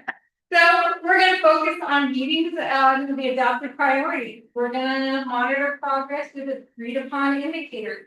With that data, we're gonna align those budget decisions with our strategic goals and priorities. We're gonna participate in ongoing board development in case we need to learn anything about monitoring progress consistently. We're gonna use governance level questions very, very important. I do have some tools we're gonna talk about. So if you take all these things, this is how you can turn it into a potential board governance goal. Maybe you break that sentence up into like 3 different goals. Maybe you just keep it all as one. This is what we're working on. Put that right in front of you. And at every meeting, that's what you're thinking about as you're going into the meeting. When you're building agendas, you're making sure, okay, what we're putting on the agenda, is it focused on our adopted priorities? Is it going to provide us data to inform our decision? Everything you do, bring back to that goal. And then you're working towards it too. Be like, you know what? I'm struggling. I think I need to watch a webinar or something like that on using data. If it's not there already. So those kinds of things, you set board goals for yourself, and then you commit to those together as a board. You adopt them formally, and then you adopt the superintendent's goals when you have those conversations. And then you're all working in the same direction, and you can clearly communicate about, hey, you know, we set our goal with this, and we also asked you to have this goal. You can monitor that progress. Are you bringing me the things I asked for? What do I need to see to do my job? And then that also builds trust amongst each other that you're all working in the same direction and this collaboration, this group governance together in a balance. It's just to do the work session. On this month, You can have or before the August board meeting. or at the same time. I would recommend that whenever you decide, maybe as a board, if you just bring this stuff back and start talking about it. At the same meeting that you're talking about the superintendent goals, and everybody has it established at the same. time. I would. Mhm. Now, once you set goals, whether superintendent goals or your own, like you're gonna need to determine what evidence you're gonna need. So when you determine what your goals are for these priorities, or if you have your goals in themselves, you're gonna say, what does success look like? What does success look like that we're focusing on our adopted priorities? What evidence would be provided? Well, at the meetings, we have, something at the top of our thing that we always agree to, asking these questions. To make sure they're focused on that. When we're making budget decisions, we always refer back to and ask, hey, is this related to our priority? If you're incorporating those things into your meeting, if that's your goal, then what's that evidence? That's, gonna show that you're doing it. And how often do we actually look at if that progress is being made? If we're doing what we said we're gonna do, or the superintendent's doing what they. Those are those regular check-ins. And when you have check-ins for the superintendent, mid-year, quarterly, however you want to do it, just come up with a timeline and determine that, and then you just kind of have those conversations at those times to be like, where are we with this goal? Like, what's the progress towards it? And that way, when you see things, you can also decide if you need to change direction. If maybe your things aren't going, or something else comes up that's a higher priority that you have to shift.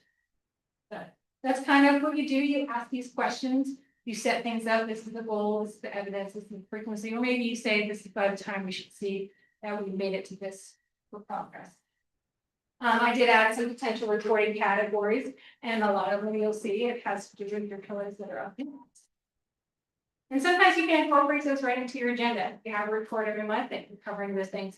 This, I'm going to talk about priority number 1. And so that's really how you're going to do your evaluation and monitoring progress. You're going to talk about the goals, you're going to talk about priorities, you're going to talk about what evidence you need to see. You're going to talk about when that evidence and when that data is going to be reported out to you and how often. And so that you can monitor that progress. And so that's the progress we're talking about. You have that goal adoption, then you'll have that reporting, you'll have that mid-year check-in, and then all that will lead up to the superintendent's evaluation at the end, and you'll all be talking on the same page, and you'll know what to recall and say, yep, do you remember at that meeting, he presented this, that's exactly what it correlates to what we asked. Excellent. Yeah. Mm-hmm. So I can't ever leave you without giving some tools. So oftentimes board members are like, okay, what does that look like in action? Like, what questions do I ask to be effective? And how do I make sure that I monitor the progress? Well, if you're looking at student success, you're going to ask questions like, how does this impact the student outcomes? Whenever anything's brought up as a decision to be made, which students are affected most? This is kind of like your lens that you're going to look through. You ask these questions. Whenever a decision is being made or something's being added to the agenda, a conversation that you're having, these are the things that you want to ask. Is it aligned with your strategic priorities? Which priority does it support? Let's be specific. Which superintendent goal does this advance? So as things are coming up and decisions are being made, these are the conversations that you have with the public to actually prove that you are doing. And it's just like you were saying, well, how do we show this to our constituents in the public meeting? Well, if you're asking these questions and you're going through them as a board and you're making sure, yeah, this is the priority that we said that we've established, this is what it relates to, what evidence is there to show that progress, we're looking at trends, are there resources that align with this priority that we need to make decisions about on the budget, one over the other, which way are we going to go? Well, we're going to go with what we prioritized. If one has to suffer or have, deduction or something like that. So this is just a helpful thing to kind of have for you to think about. These are the kinds of questions that you're asking as you're making decisions, as you're progressing through the year to make sure that you're aligned. And I even put it into like a little filter.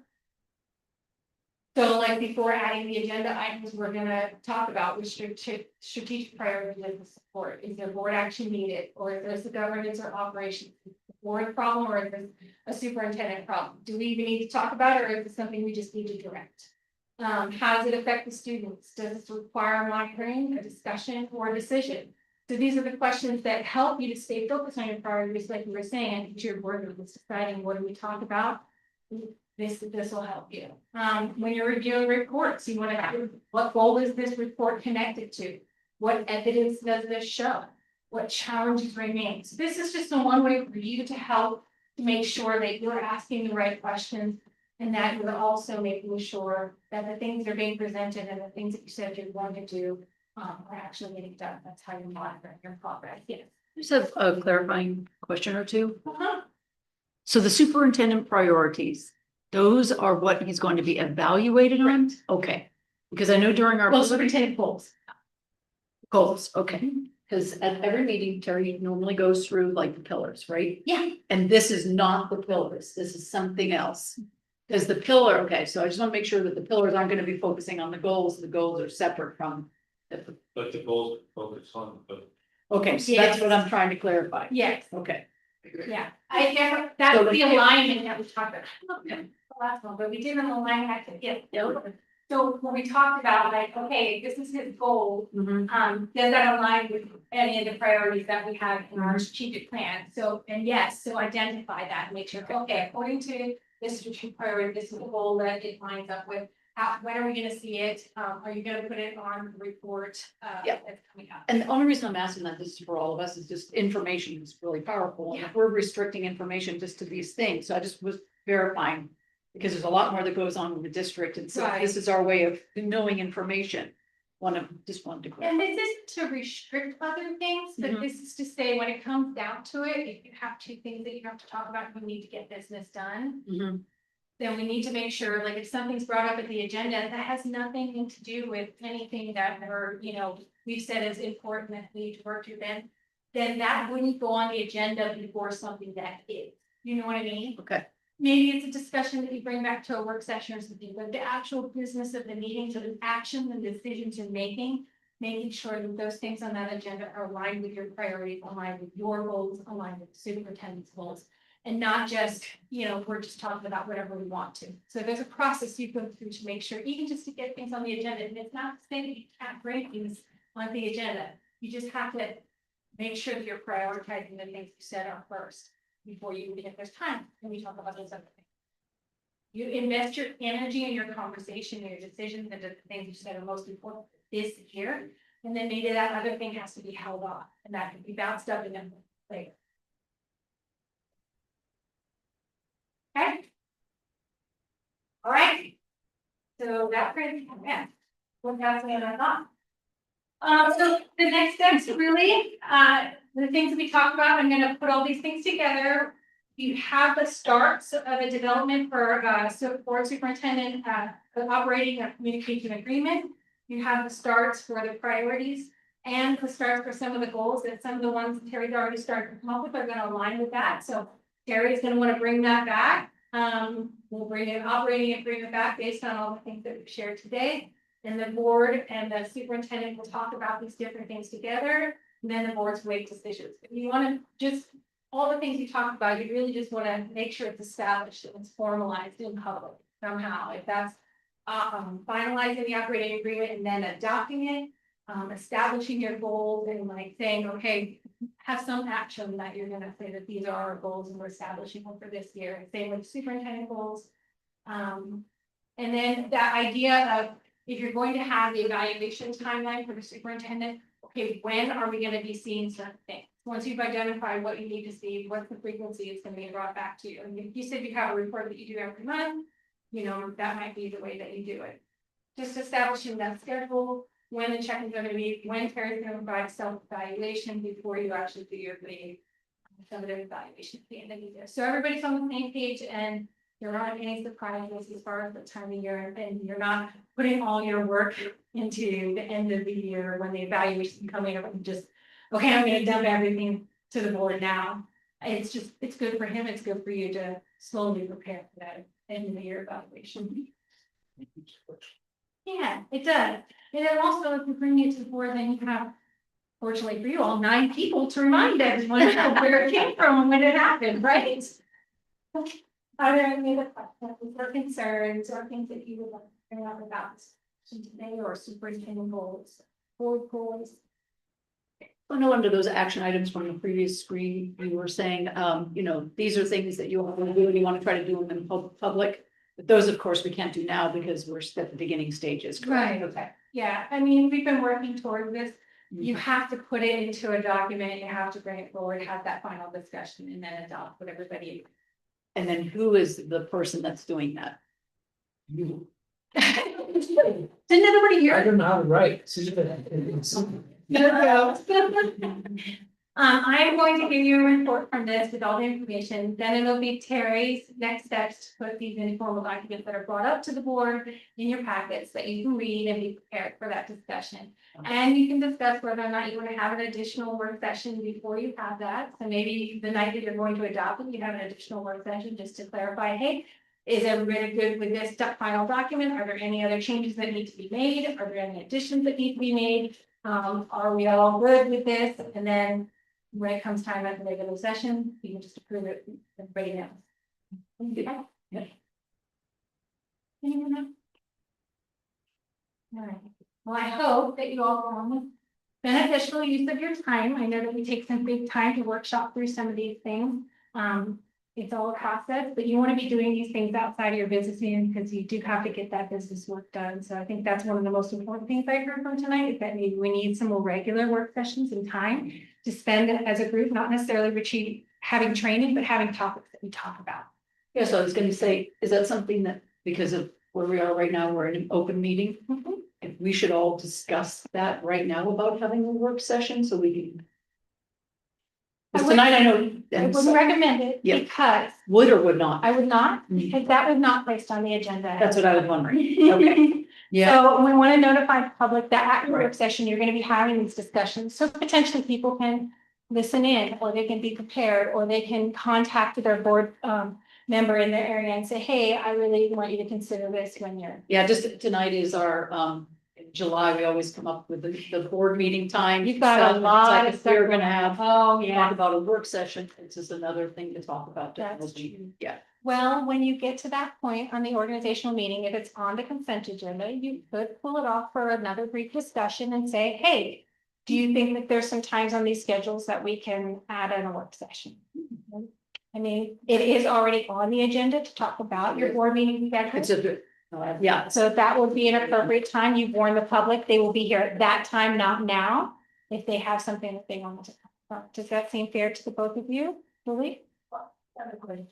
So when we do work sessions like before we, so the agenda, we put the agenda out, so basically we have to know what we're going to be discussing for. Yes. So people would have to, love the questions, is that kind of what you're saying? So- Again, we do. You would want to have this as part of like when you do your agenda planning, you start to plan, okay, what's going to be the work session topic that night? What's based on what's going to be, you know, at the regular one, and usually you plan those things out a little bit more than meeting to meeting. If you don't, then that might be something that you might help you in this process, then maybe plan out the next 3 meetings or have kind of an annual calendar that just notes like, these are typically the things we cover in this month. So maybe this month isn't a good, July is not a good time to have, you know? So if you have that kind of look ahead, and those are other ways and other tools that you all can kind of prepare the board as well as yourself for the, so you have kind of like an idea, a schedule of what's coming and topics that have to be covered. So maybe it's not a good idea to talk about something that's not related to. And then when you do your agenda, it doesn't have to be 2 separate agendas. You can say the work session time is going to be convened at this time. And then you have the topic of discussion, and then you could have it all on one agenda. So this doesn't make extra work for you. Okay? Well, isn't the work session the agenda? What do you mean? So isn't that what the whole idea of the work session was, to kind of talk and answer a bunch of questions so that during the actual 6:30 meeting, that it's not going on for hours and hours? Sometimes you need more time than the same night. So sometimes there might be something coming up in 2 months that you hold the work session now, so we have time to prepare and get stuff. You don't always want to do it on the same night. That's why you want to have like more of a few months ahead of time. So that you can kind of plan when would be best to talk about this topic that we want to talk about. And also it has to be more than one board member that wants to have that on the agenda. Like, at the, the meeting you're having tonight. Yeah, well, also I would even say before that, because the officer meeting is not, whoever's attending there. Well, technically- I think if people were focusing this is what I'd like to discuss to those three Yes, before the officers meeting. but it can also take place during a regular board meeting where something comes up and then you're like, you know what, I think we should have a work session on this. Hey, board chair, would you mind putting that on the parking lot list? And Yeah. determine what work session or what date that might be best to bring up, because we have a decision in 3 months or something like that. It does take a lot of coordination and communication, and that's what these meetings are for, so you can have those. I appreciate the clarification. I was only, because I was thinking when something comes up on the action items that is only being discussed at the open meeting. And so that was my big question is, we have to make a decision on something that we're just getting information on. So that's what I was saying, a work session prior to that could get all those questions answered. Yes, and so, Okay. but I would plan that. So I think what I'm hearing, and what I think would be a really good thing for one of your first work session topics is to discuss about getting things on the agenda and the proper process to do that.